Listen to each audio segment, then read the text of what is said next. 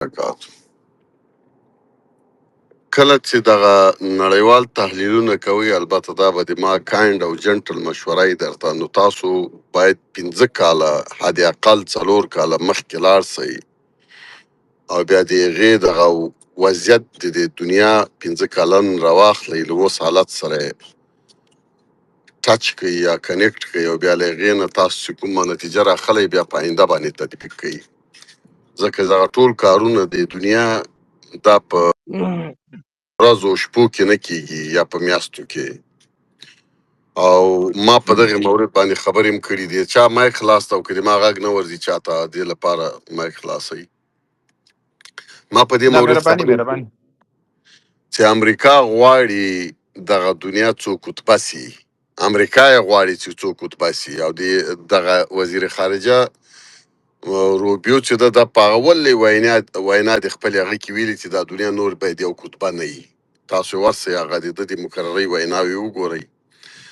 ریپبلیکن یا سپینیان غواړي چې توجه امریکا ته وکړي او یا د خپل امریکا سنټرل امریکا ته او خپل دغه شمال امریکا ته دغه ته توجه وکړي. دوی نور دغه امکانات نه لري چې ټولې دنیا نه پښې راتاوي کړي. یو دویم، بعضې هیوادونه یو وخت کې اسیټ وي بیا هغه لایبیلیټي سي، له هغوی نه ځان خلاصول پکار دي چې میډل ایسټ ده.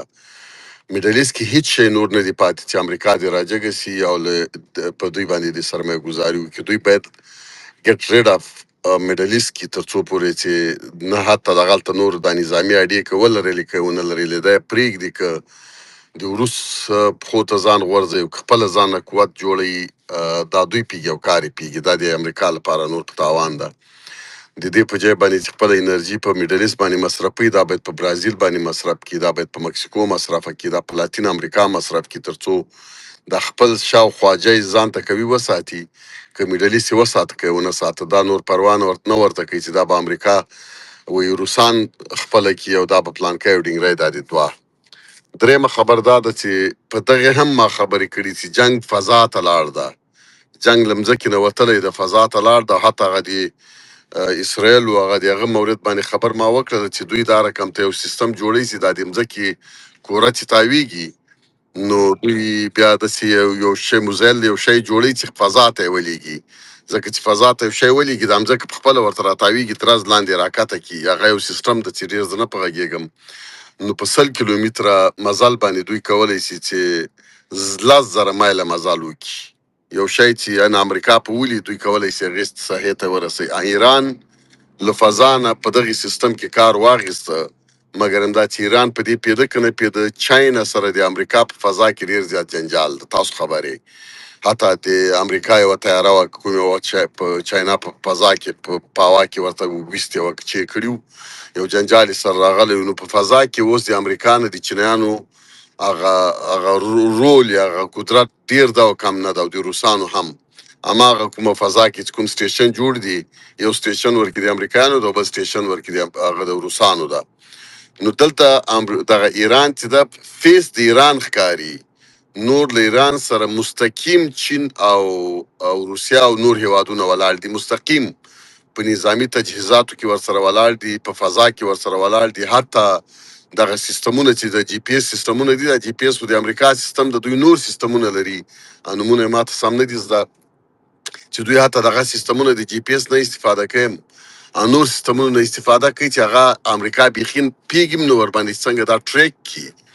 نو ځکه دوی ته دغه فضا کې دا کوم رادارونه مادارونه دي دا یې ورته ګډوډ کړي دي. معنا څه؟ معنا دا چې روسیې، چین، ممکن شمالي کوریا، ممکن نورو هغه هیوادونو چې له امریکا او له هغه سره نه لګېږي، له اسرایلو سره، دوی راغلي دي ایران ته ویلي چې ته خو هسې نن په بدۍ باندې د ځان ورسره اړولی، موږ تا سره مکمل ولاړ یو، د تا ویل دې موږ منل. هغه دوی ورته ویلي چې موږ له خپل ملک نه په تیر یو، له سر نه په تیر یو، تاسو موږ حمایه کوئ. هغوی حمایه کړل او په دې حمایه باندې امریکا هم خبره ده او په پیږي، او اسرایل هم خبر دي په پیږي. اوس امریکا او اسرایل باید له دې جنګ نه ځان د دې په خاطر وباسي چې دوی ذهناً دې جنګ ته آماده نه دي چې دلته د نړیوال دریم جنګ جهاني شروع شي. نړیوال جنگ دی شروع سي. په دې باندې امریکا په داخل کې خپل هم نه د آماده، اسرائیل هم نه دی آماده. دوی دا حدس نه ویلی چې دا خلک به دومره مستقیم دی جنگ ته راووځي او دوی به په دې فضا دومره حاکمیت ولري چې زموږ فضا به راګاډه وړه کړي.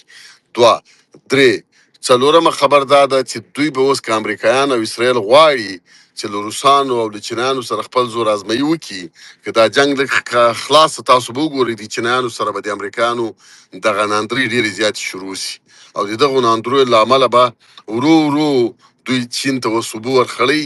دوی کې دا عادت ده چې کله دغه رقم دستجمي توګه باندې څوک ورته راسي، بیا دوی یو کال څو میاشتې دغه شي نه ځان باسي، بیا هر یو ته بېل بېل تنا تنا لاس وراچوي. اوس به چینایانو ته امریکایان او اسرائیل بیرته تنا تنا لاس وراچوي چې دا ځان ته تنا کړي، له روسانو هم جدا کړي، ایران ته به بیرته تنا، حتی کېدای شي ایران ته د دوستۍ لاس ور وغځوي چې له چین او له روسیې نه یې راخپل کړي، ورته وایي چې راځه موږ او تاسو دوستان یو، بس یوه ساه وسوه.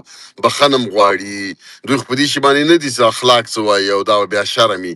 کېدای شي له ایران نه بخښنه هم وغواړي، کېدای شي ورته هم ووایي چې موږ بد کړي، کېدای شي ورته هم ووایي چې موږ ناکام سو، کېدای شي ورته ووایي تاسو ډېر تکړه یئ، کېدای شي ورته ووایي تاسو برته خپل نظام په خپله جوړ کړئ او بلا بلا بلا بلا، تر څو پورې چې ورو ورو لاس په راکاږي او ځان ته یې راواړي چې دا نور نه رابېل کړي. لنډه دا چې اول خو دا د ایران جنگ تنا د ایران جنگ مه بولئ.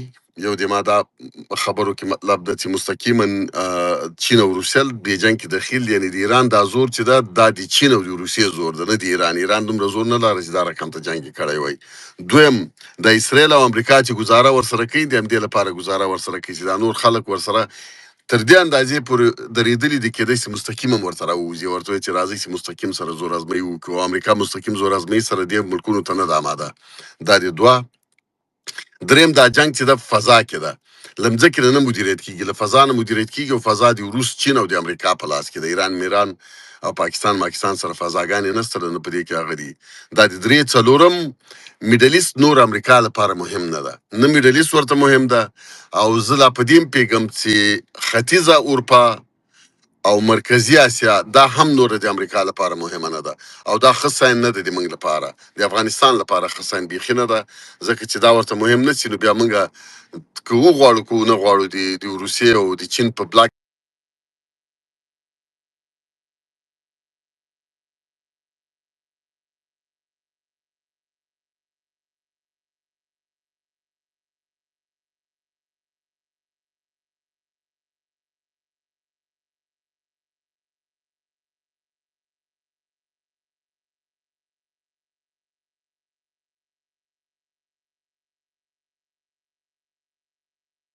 فیضان صاحب غږ ما ته نه راځي که څنګه داسې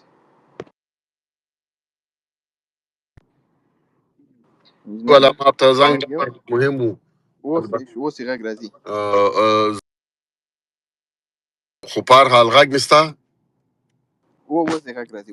ما ته زنګ راغلی. ښه، منظور مې له دې خبرو نه دا ده چې دغې باندې لږ تحلیل وکړئ. زه خو هم حدس وایم او یو څه تحلیل امریکا ولې له میډل ایست نور پښې باسي، ولې میډل ایست ورته مهم نه ده، او څوک کوای چې ورته مهم ده، په دې بحث او ریسرچ پکار ده او میډل ایست باید په دې پوه سي چې زه نور مهم نه یم.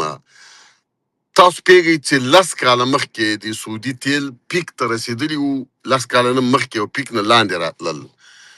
نور د دوی خو ټول عرب یو تیل لري او نه داسې خاص لوکیشن لري چې اوس به مونږ ووایو چې ولا د دې لوکیشن څه نه تباهي ده. بله خبر دا ده که چېرته امریکا له میډل ایست سره وي نو د اسرائیلو ته سره یو رقم ته نه یو رقم ته په غیر مستقیم ډول دا مخ کېږي، ځکه چې د امنیتي تړونونه له میډل ایست سره کړي دي او اسرائیل چې د میډل ایست ته په غوسه ده، وایي چې له اوس څیرمه ټول راواخلم او ټیکه ټیکه او پارچه پارچه یې کړم، د موږ مځکه یې نیولې که نه. حتی په سعودي باندې هم دا دعوه لري. نو دلته اوس ممکن د دې په خاطر باندې هم نور امریکا ورته وایي چې وروره نور د ځان په خپله ساته او یا به خپل نرخ ورباندې لوړ کړي، وایي که ته ما سره کار کوې نو ما ته به پیسې ډېرې راکوې، دا به راکوې، شرطونه به ورته تازه کړي، که نه که زه امریکا سمم نور په سعودي او کویت او قطر او دوبۍ کې نور نه پاتې کېږم. او که له دې جنه امریکا ووتله، دا ملکونه هیڅ آمادګي نه لري د ځان د ساتلو لپاره، نه نه له چین ځان ساتای سي، نه له د ایران ساتلی سي، نه له روسیې نه ساتای سي، حتی د افغانستان هم ځان نشي ساتلی. او ځان په پیسو نه ساتل کېږي چې ته به په پیسو موزایل اخلې بیا به په هغې باندې جنګ کوې. چې خپلې د فابریکې نه یې خپله یې جوړ نه کړې او زر رقمه شیان جوړ نه کړې او ښه کوي پارټنرانو نه لرې، پارټنرانو سره تا دا 1000 کاله 100 کاله 200 کاله نظامي پارټنرشپ نه یې کړی، په تا باندې ونه دردېږي، په تا دا ونسي او دا او دا او دا او دا، نو تا سره څوک هغه نه کوي، نظامي مرستې څوک نه در سره کوي چې تر څو پورې یا ګټې در کې خوندي نه وي او یا تا له ده سره یو څه اندازه همکاري نه وي کړي. نو تاسو ما ته ووایئ په سعودي به درته یاد کړم چې دوی کیا کوي. ملک سعودي ده. سعودي کوم یو ملک بغیر له امریکا نه او مات ګوډ انګریزان له دوی نه بغیر کوم ملک دوی سره کېدلی چې په آینده کې هغه وکړي ملګرتیا وکړي، مفته ملګرتیا، البته چې راځه خو سعودي به دې ما بیا په کار سي، یا اسلامي ملک یا غیر اسلامي ملک. دویم کوم ملک کېدلی چې دوی ته شیان ورکړي او د څه شي لپاره یې ورکړي چې ته راسه دا شیان تا ته درکوم دا. کویت میت او قطر متر خو د څپېړو خلک دي، د 3 څپېړو خلک دي 3 او کېدای سي روسیا او دا خلک رام سي چې ټیم یو 2-3 لغتې ورکړي چې د خره زمانو زړه مې درته کېږي چې یو 2-3 ټنګه درکړم یو وخت تاسو دا کارونه کړي دي. یا کېدای سي اسرایلو سره څوک پارټنرشپ وکړي او راسي ورته وایي چې دا خاورې ترې ونیسه. سیریسلی نو معنا څه؟ معنا دا چې مرکزي اسیا یې روسیې ته ورپرېښود، همدا یو اوکراین ورکړي. اوکراین یې ګوره خپله موږ ګورو چې ټرمپ ورته وایي چې اوکراین والا ته وایي منډه که ځان ورسره جوړ کړه، ځان مه په دربوه، موږ دې نور نه خلاصوی سو او نه امکانات درکولی سو. هغه غریب په سرو سترګو زاړي وایي دا څه وایي چې هلته منډېوالي کوله، اوس دا رقم خبرې راته کوئ که نه. نو چې اوکراین یې تر لرې کړه او دا خپله موږ افغانستان یې راواخېسته، تقریبا یو رقم ته یې پرېښی ده که نه. نو چې په مرکزي اسیا کې ته افغانستان چې د امریکا لپاره یو څه اندازه پورې پلس پوینټ او اوکراین دا دواړه تیر وباسي، نو چا سره به دی نور خپله ښیښې او انډیوالي وکړي، سیاست به ورسره وکړي امریکا چې دا دواړه هیوادونه ورسره نه وي. نو معنا دا چې امریکا نور نه غواړي چې ټولې دنیا لپاره دا یو قدرت یو دا دنیا وساتي. امریکا نور له دې شي نه تېره ده، غواړي چې چین او روسیه په دې کې را داخله کړي او ما ورته متاسفانه د چین او د روسیې لمنې ته د لوېدو په حال کې یو چې دا ښه ساین نه ده.